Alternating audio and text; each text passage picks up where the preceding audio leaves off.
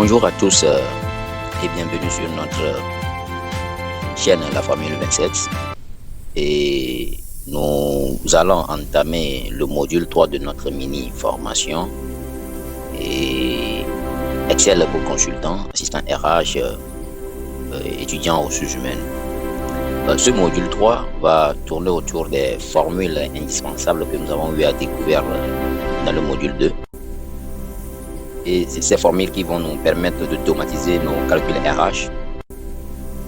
Ça va nous permettre également de découvrir les formules essentielles qui sont adaptées aux besoins spécifiques des ressources humaines, de la gestion des congés au suivi des heures. Et ces outils vont vraiment transformer votre productivité. Ok. Donc nous allons directement passer sur le fichier Excel et voir comment est-ce que nous pouvons exploiter ces formules. Voilà la base Excel que nous avons pris pour faire nos différents traitements, l'organisation et le nettoyage, le toilettage, l'organisation, les formats, tout et tout. Donc c'est la même base qui va nous servir de poursuivre notre formation dans le module 3. Donc, voilà les formules que nous allons découvrir. Premièrement, il s'agira de date diff qui va nous permettre de calculer soit l'ancienneté ou l'âge. La recherche V qui nous permettra de retrouver un salaire ou un poste via un numéro matricule. Ensuite, le NB.SI et qui nous permettra de faire le comptage de l'effectif d'un service ou le nombre du contrat CDD ou CDI. La somme.SI qui nous permettra de faire le calcul de la masse salariale d'un département précis ou d'un service. Ensuite, les calculs de masse, comme somme moyenne, sont des formules qui vont nous servir à faire des analyses sur les salaires. Voilà. Ensuite, nous avons les fonctions, bien les formules de comptage, comme NBval. Dans la pratique, nous verrons tout ça là. Ensuite, nous avons la logique RH, la fonction si. Donc, cette fonction nous permet de poser une condition qui va nous permettre de sortir un résultat donné. Nous découvrons également les dates et tests comme aujourd'hui et concaténé. Oui, aujourd'hui nous permettra d'obtenir la date d'aujourd'hui et à chaque ouverture du fichier, ça s'actualise. Concaténé qui nous permettra de fusionner le nom et prénom dans une seule cellule. Donc, nous allons directement passer à la pratique. À la pratique ici, voilà. On va commencer par la fonction concaténée. Si nous avons nom et prénom, donc on va ramener ces deux éléments-là dans cette colonne. Vous voyez, nom, prénom, fusionné ici. Donc, pour ce faire, il suffit tout simplement de commencer par saisir le symbole égal. Voilà mon égal. Je mets concaténé. Concaténé, voilà.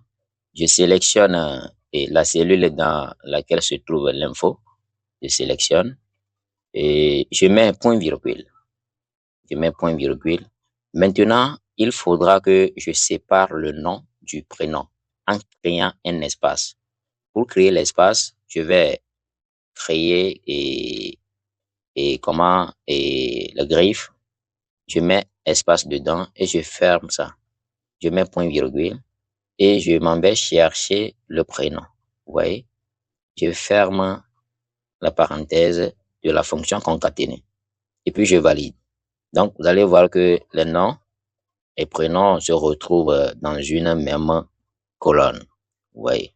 D'accord. Maintenant, ensuite, nous allons passer à la fonction dateDiff qui va nous permettre de calculer l'ancienneté et sur la base de la date d'entrée en fonction. Donc, je vais commencer par saisir dateDiff en mettant égal.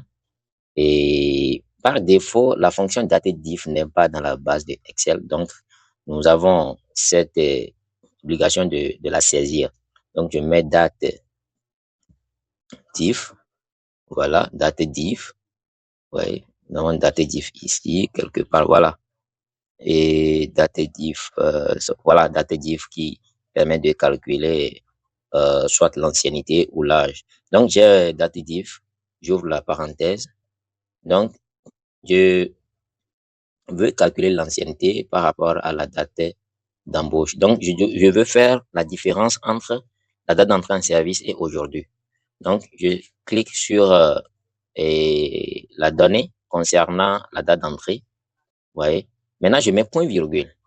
Point virgule aujourd'hui. Aujourd'hui, je vais prendre ça comme ça. Voilà, aujourd'hui. Je ferme la parenthèse d'aujourd'hui. Ouais, je mets point virgule. Je mets point virgule comme ça. Et maintenant, je veux obtenir l'ancienneté en termes d'années, en termes de mois ou en termes de jours. Ici, nous voulons l'obtenir en termes d'années. Donc, je mets griffe, je mets Y qui représente année en anglais year. Vous voyez, et je ferme le griffe. Donc, je ferme la parenthèse de date diff et je mets entrée. OK. Vous allez constater que nous n'avons pas obtenu l'ancienneté en termes d'années. Donc, pourquoi cela? Et on va voir le format. Ici, et la colonne là est sous format date. Or, nous voulons obtenir l'ancienneté sous format année. Donc, je sélectionne ça. Je viens ici. Je descends tout simplement. Je prends un nombre. Et voilà. Quand on prend la première personne, le roi Alice, en termes d'ancienneté, et Alice a comme ancienneté 7 ans. Vous voyez, non? OK. Ensuite, nous allons passer aux formules de masse, de calcul de masse, comme somme moyenne. Ensuite, le comptage NB val. Aujourd'hui aussi, on va voir comment est-ce que ça fonctionne. Donc, ce sont les éléments qui sont déjà calculés. Donc, ce que moi je fais tout simplement, je vais les éliminer et reprendre ça. Donc, je les élimine. Comme somme, on va calculer la masse salariale de l'entreprise. Donc, je mets égal, somme tout court, je sélectionne, et puis je viens ici, je prends tous mes éléments, je ferme la parenthèse, et je viens d'obtenir la masse salariale de l'entreprise. Vous voyez. Ensuite, la moyenne, je fais la même chose. Égale moyenne, comme ça. Je prends, et puis, je détermine la moyenne globale de l'entreprise en termes de masse salariale. Maintenant, NB, qui nous permet de faire quoi? Le comptage uniquement des cellules contenant des chiffres. Vous voyez? Donc, je mets égal comme ça, NB ici. Voilà. Et je prends les cellules qui contiennent uniquement des chiffres. Vous voyez? Ça va me compter, supposons que dans une colonne, on a saisi dans des cellules des chiffres et des lettres. Ouais, donc, quand je veux obtenir le nombre des cellules contenant uniquement des chiffres, voilà la fonction que moi je dois utiliser. Donc, on va faire un exemple en prenant les cellules contenant que des lettres et nous allons voir ce que ça va donner. Ça va mis 0. Ça veut dire qu'il n'y a pas de chiffre. Vous voyez, non? Maintenant, on va changer la donnée de cette cellule-là en chiffre. Je mets 55 ici. Vous allez constater que ça vient de sortir 1. Ça veut dire qu'il y a une cellule contenant une donnée en termes de chiffres. Vous voyez, c'est comme ça marche. Maintenant, NBval, qui nous permet de compter, le nombre de cellules non vides. C'est-à-dire, quand on prend toute une colonne,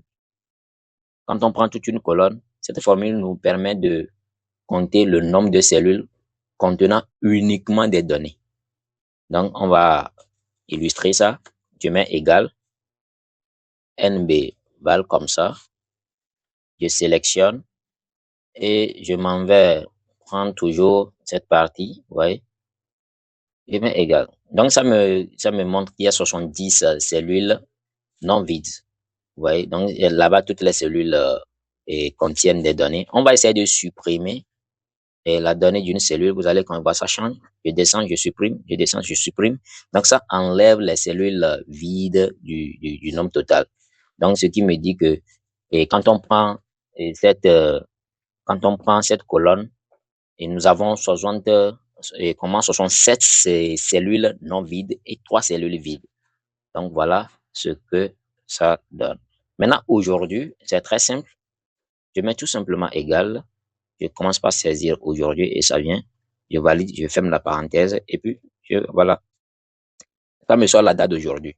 Donc, à chaque fois qu'on ouvre, c'est-à-dire on ouvre le fichier, supposons qu'on a fermé le fichier en fin de journée. Quand je viens au travail demain matin, j'ouvre le fichier, ça actualise automatiquement la date. Voilà ce que ça donne. Maintenant, nous allons avancer sur les autres fonctions en commençant par NB et .SI qui nous permet de déterminer ou bien de compter l'effectif d'un service ou le nombre de ceux qui sont en contrat CDD ou CDI, ou ça peut également nous permettre de compter et le nombre d'hommes. Vous voyez, le nombre d'hommes ou le nombre de femmes en entreprise. Donc ici, c'est déjà calculé, mais on va reprendre ça. J'élimine tout. NB.SI, je suis là, je mets égal nb.si, voilà, c'est ça ici. Voilà, comme plage. Et ça me demande d'aller chercher la plage dans laquelle se trouvent mes données. Donc, moi, je veux obtenir quoi? Le nombre de ceux-là qui sont en CDD. Donc, ça fait type de contrat. Vous voyez, la plage, là, c'est type de contrat, ici. Voilà. Donc, je viens de sélectionner ma plage, je mets point virgule. Critères. C'est-à-dire, sur quelle base, moi, je veux sortir mes données. Je veux obtenir le nombre de ceux-là qui sont en CDD. Donc, moi, j'ai déjà mon critère dans une cellule ici, en passant par et la liste ici que j'ai créée, j'ai recensé les 16 éléments là. Donc, je clique dessus. Au cas où, et je ne veux pas procéder ainsi, je peux directement y aller en saisissant CDD, en mettant l'élément là dans les griffes et ça passe. Donc, je ferme la parenthèse et puis je valide. Donc, dans cette entreprise, nous avons 17 personnes qui sont sous contrat CDD. Vous voyez? Donc, je fais la même chose ici en dupliquant la formule tout simplement. Et voilà, nous avons 53 personnes qui sont sous contrat CDI. Voilà. Ensuite, nous allons passer sur la fonction recherche. Non, c'est un point ci d'abord qui va nous permettre de calculer la masse salariale par département, par service. Vous voyez? Donc, pour ce faire, il suffit tout simplement, donc je vais éliminer ça là d'abord, voilà, et je mets égal, somme.si, voilà, somme.si, ça me demande la plage, c'est-à-dire la plage de critères. Et dans quelle plage nous avons les éléments de service? C'est ça que ça me demande. Donc, je me décale un tout petit peu. Voilà, voilà, j'ai mes services ici, je prends cette plage. Ensuite, non, je suis allé trop. C'est plutôt ici. Voilà. On prend seulement la plage contenant les données. Donc, ensuite, euh, je passe aux critères. Je mets point virgule. Critères. Maintenant, qu'est-ce que moi je veux obtenir comme critère? C'est RH ici. Vous voyez, ce sont mes critères, ça j'ai RH, productivité, production, marketing, comptable, logistique. Donc, sur cette ligne, c'est RH. Je prends RH comme ça. Je mets point virgule. Maintenant, ça me demande son plage. C'est-à-dire, quelle est la plage qui va me permettre d'obtenir la masse salariale par département. Je sélectionne tout simplement comme ça. OK, vous allez constater que en prenant les données, moi, je viens tout simplement ici cliquer pour prendre les données de la plage. En fait, ça fait partie aussi des avantages de rendre nos données sous forme tableau. Au lieu de venir cliquer ici et balayer jusqu'à la fin, il suffit tout simplement venir là. Voilà, lorsque le curseur va changer disons, de statut en flèche noire comme ça, là, je clique et puis ça prend uniquement la plage là. Vous voyez, non? OK. Maintenant, je reviens sur notre calcul, je ferme la parenthèse, du coup, et puis je valide. Donc, ça me sort la masse salariale du département des ressources humaines. Donc, je duplique tout simplement. Et ça me sort pour les autres. C'est aussi simple que ça. Maintenant, je vais passer à la fonction recherche V qui nous permet de trouver soit un poste ou un salaire dans une plage de données à travers ou bien à partir d'un numéro matricule ou d'autres références. Donc ici, nous allons passer par le numéro matricule. Donc, et quand je viens là, Nous allons constater, voilà les numéros matricules qui sont ici, RH1 jusqu'à RH70. Donc, et je suis là, je mets égal recherche V, valeur recherchée, c'est ceci. En fait, moi, je veux chercher le numéro matricule afin de pouvoir obtenir l'élément que je veux. Donc, je mets valeur recherchée, point virgule, la table matrice. Maintenant, dans quelle table je veux obtenir ou bien trouver la donnée en question. C'est tout mon tableau. Vous voyez, c'est encore un des avantages de rendre nos données sous forme tableau. Au lieu de venir prendre tout, balayer tout ça là, je viens tout simplement, voilà, la flèche a changé de position, disons, et position oblique. Donc, je clique et ça me sélectionne tout. Vous voyez, ça me sélectionne tout. OK, maintenant, je viens de prendre la table matrice, je mets point virgule, numéro index. Le numéro index, c'est quoi? C'est-à-dire, Excel me demande de saisir le numéro de la colonne contenant les données que je veux retrouver. Vous voyez, non? Ici, nous voulons retrouver quoi? Le salaire. Le salaire de la personne, d'une quelconque personne, à travers son numéro matricule. Donc, le salaire se trouve en dernière position là-bas. Donc, nous allons commencer par compter à partir du numéro matricule, puisque ça fait partie aussi et de la table matrice. Donc, ça fait 1 ici, 2, 3, 4, 5, 6, 7, 8, 9 et 10. Donc, ça fait dixième et colonne. Numéro index là, ça fait 10. Donc, je mets 10 comme ça, je mets point virgule. Vous voyez? Maintenant, après, Excel me dit, est-ce que je veux une correspondance approximative? Non. Nous, on veut une correspondance exacte. Donc, nous allons prendre ça exact. Ça va me sortir faux. Et je ferme ma parenthèse. Je valide. Vous voyez, non? Donc, à travers le numéro matricule, là, je peux obtenir le salaire de la personne en question directement. Directement. C'est aussi simple que ça. Vous voyez? On va changer le numéro matricule ou bien on va vérifier d'abord si ça correspond réellement. C'est RH9 ici. Voilà, c'est ça ici. Nous allons bouger un tout petit peu. Ça fait 3100 francs. Vous voyez? Donc, on va changer ça en RH, disons 2 pour voir ce que ça va donner. Ça fait 1950. C'est ça ici. 1950. Donc, on peut faire la même chose pour retrouver les autres éléments, contrat, ancienneté, service, date d'entrée, sexe, tout ça. Là. On peut faire la même chose également pour obtenir les autres résultats. Maintenant, nous allons directement passer à la fonction. Alors, nous allons finir notre module 3 avec la fonction logique ici et qui nous permet de faire la logique RH. Donc, ici, nous allons, à titre d'exemple, hein, on va se baser sur le salaire brut.